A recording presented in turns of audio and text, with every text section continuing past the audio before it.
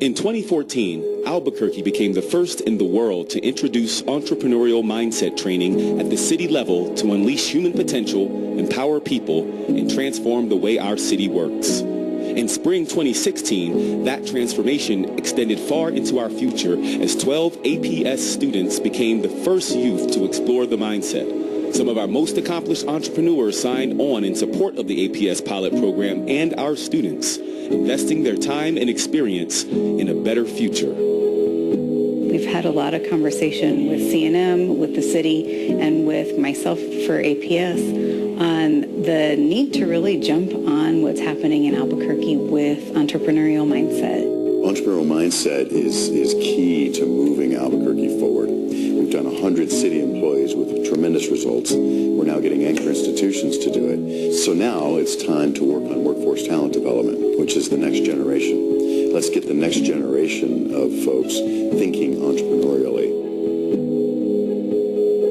My biggest takeaway from the class was overall that entrepreneurs are problem solvers. Even if you don't see yourself going into the business field, that this is an important class that I feel like everyone should at least have the opportunity to take, because you learn so much about taking risks and how fear shouldn't hold you back, but it can be used as a tool.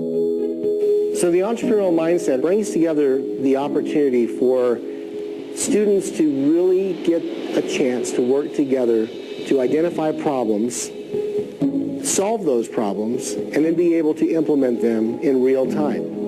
What better place than in high school, as we try to figure out how to help students determine their goals for the future, than to have them take full responsibility for the future that they want to see. Seeing all the entrepreneurs from all walks of life, you know, from Chris Youngblood to Kevin Yearout, to a poet, and to hear all those experiences that they were just people really instilled into me that I can do this too. It's one of the greatest lessons I've ever learned is never reinvent the wheel, is always go to look for people who have accomplished something, find out what they've done, and then take that to the next level. I think we have to stop asking our kids what job you want to do when you grow up. That may not even exist when they get there anyway. And start asking them, what problem do you want to solve? What are you passionate about?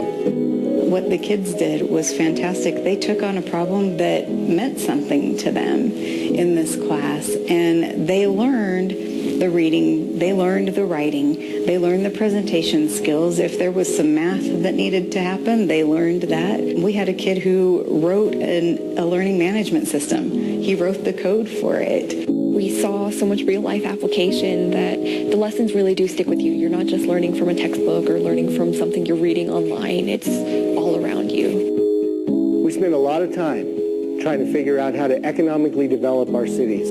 But the reality is, the people that are going to grow our economy are right here in our classrooms.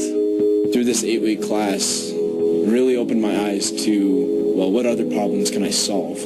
And that hopefully will be my legacy, that I helped people. He said the worst cause of teacher stress is trying to convince students to behave. How many of us behave? There's no better way to build the entrepreneurial class than to hold an entrepreneurial class.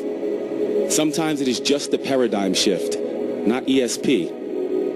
I can't teach you how to magically make obstacles disappear, but together we can map our way around them to the other side, our future, out front, in a classroom of possibilities, where maybe even mindset is negotiable, more like mind open.